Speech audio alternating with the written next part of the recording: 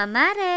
For today's video, samahan nyo kami sa ganap ngayong araw. Gabi na nga mga mare at kakauwi ko nga lang galing trabaho. Nadumi na nga ang mga punda at bedsheet namin mga mare, kaya nga ayan, nagpapalit ako. Pagdating nga sa higaan mga mare, ito talaga ang pinakaayoko, yung madudumi na nga yung sapin at punda. Halos 1 linggo na nga rin yata nung nagpalit ako. Pinalitan ko nga lang ng bedsheet yung 2 kutsyon mga mare, at after nga nun, pinalitan ko na nga rin ng punda itong mga unan. Sinasamantala ko nga ang paggawa dito mga mare, habang yung mga bata nga ay nandun sa kabilang bahay. At ayan, tapos na.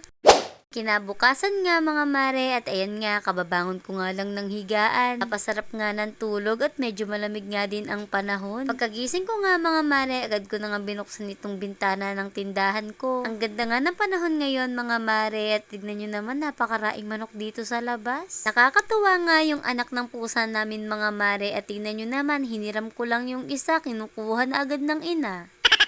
Ang damot naman.